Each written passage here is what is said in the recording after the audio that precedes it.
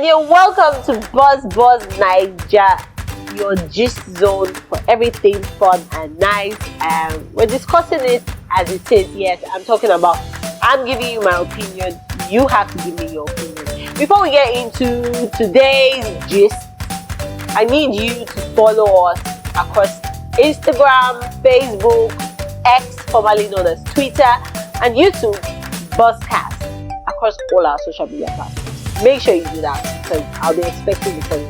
Maybe I'll be giving a shout out to you guys, as you follow us along here. Hey, so my first discussion today on Buz Buz Naija is Chris Brown and gender concerns. So this is the gist. Chris Brown is going to perform in South Africa, maybe later this year, and somebody comes up, or should I say one of the feminists comes up to say, oh, why is Chris Brown in this in this show? Why should Chris Brown have any show in a country that we're discussing gender violence, we're discussing assault, we're discussing different things, domestic violence? And she went all out saying Chris Brown shouldn't be at that, shouldn't be at the concert. And I feel it doesn't make sense. Hear me out. Hold on. Hear me out. So, we all know Chris Brown. He had an issue with Rihanna. I wouldn't say he had an issue. He beat up Rihanna 7 years ago. But then that thing that he has done has been following him. He has worked on himself, definitely. He went to jail. He came out to do the community service. He did all those things, and he has been trying to remake himself, trying to get people to forgive him. And I'm saying we're still dragging this thing along. Is it making sense? Is it right? Because why would you say we should cancel him because he beat Rihanna 7 years ago? Is it still doing that same mistake that he made 7 years ago? Should we really castigate him and cut him off because of that? He's paid his dues after that assault. They have become friends. Actually, they even dated again. But many people do not know that they dated again after that, assault. After he got out of jail and he did the community service. They dated for a while before they broke up finally, and he met somebody else. They both met someone else. And see, Rihanna has moved on with her life, so I don't think every time castigating Chris Brown is going to let her breathe. Because he's always going to go back to, he beat Rihanna, and she has moved on. She has kids now. He also has kids. So can we just wrap this up? This is 2024, and Chris Brown has paid his dues. So can we wrap it up? Except there's a new situation where he beat somebody else. Then we can speak about that. But he's already been charged. He's already gone through that first one. So can we let it go? Please, let it go. Stop dragging people back to their past. We don't want people to define us by our past, and still we keep doing that for people. Please, let it end in 2024. Stop doing this. I don't know. I just don't feel cool about it. We need to stop it. The next gist is wedding dress palaver. So, you know why this is very exciting?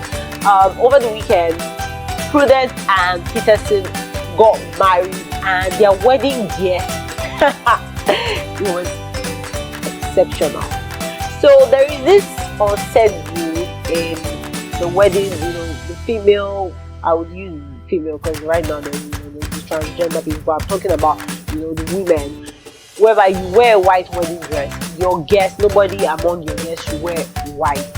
But this was different for Prudence and Peterson's wedding because most of their guests, the women especially, were wearing white dresses, and the dresses they were wearing was as good as the wedding dress.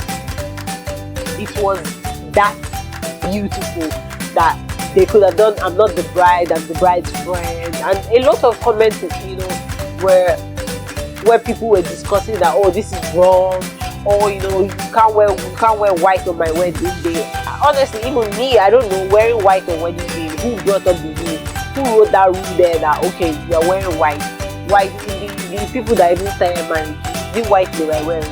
But we carried it on our head, okay, I wear white, nobody else should wear white.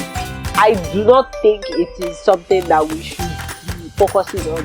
Please wear the clothes that you can wear. If you pick white as your guest, then let us go on with the white. But if you don't, then pick maybe cream or something else. And I don't think there's anything wearing black, except you guys have a different opinion on why wearing black is not good on the wedding day. I mean by the bride and her friends, because I don't think it's not just the color, but we always read the colors. So this is Africa. If they're abroad, okay, I'm saying Africa because abroad also, if you wear white to some people's wedding, I've seen like situations online, especially on Twitter, that say, oh, I told my friend to leave because she wore a white wedding dress, a very nice white wedding dress to my wedding. I'm like, okay, I don't think the person was wrong, but if you had already told them, if you had already picked the color and that person went out of that color, I think that's where the wrong was done. But not that you told people to wear anything, get your own color, and then somebody wears white and you're pissed at the person. Come on, that's not cool at all. Not cool. Our next gist is Hallelujah challenging. Hallelujah. How many of us are joining Hallelujah challenge? Sometimes I do, sometimes I don't. But a situation happened also during the week where Tega Dominic decided to give her testimony of how she was feeling on toothache pain. And you people know how painful toothache is. I've had two, wisdom to remove, and it was hell. I know how that pain was. It hit my soul. So Dominic Tega went to take out her tooth, and she said she's been having serious pains, that she had to take the diclofenac injection every day.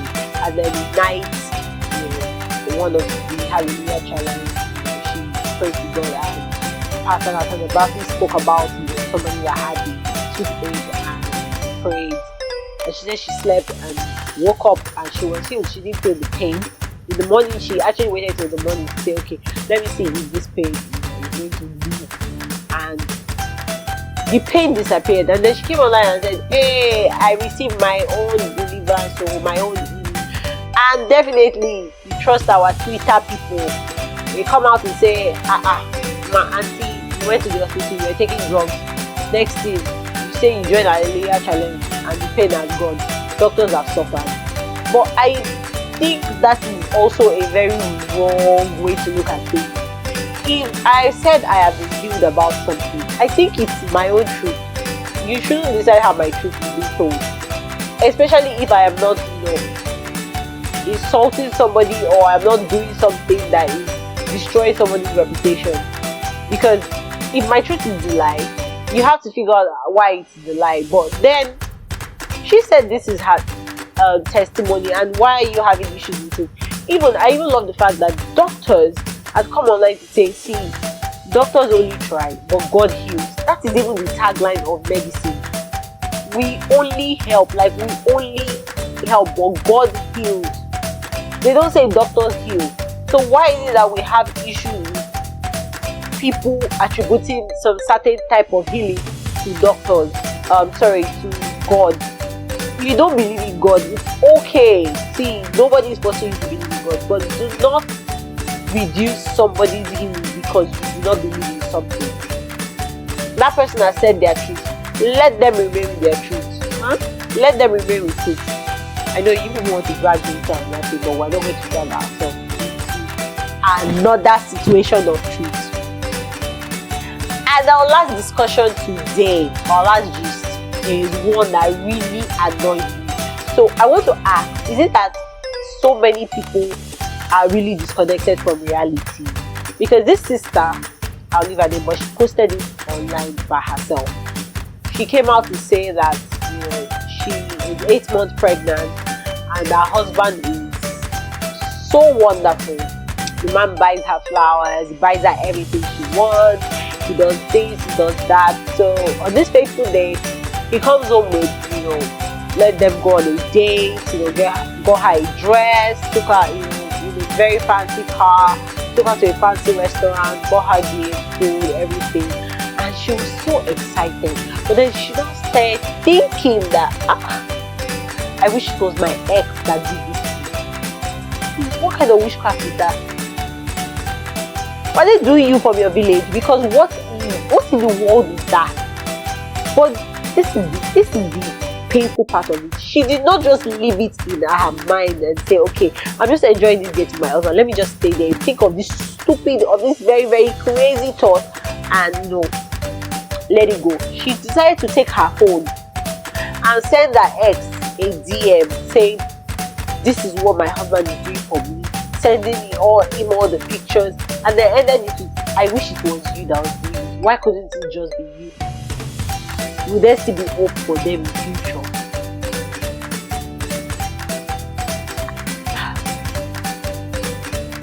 Staring in flabbergasted. And you're asking for advice? Oh, by the way, her husband saw the messages, he packed his things and he left your house in the morning. But what advice do you need from us? Go after your ex. You're 8 months pregnant. When you give birth to the child, give it to your husband and go back to your ex. Let's see if your ex wants you. Because I don't know what's going on in your head. If you really wanted your ex and he didn't want you, you should have just remained single.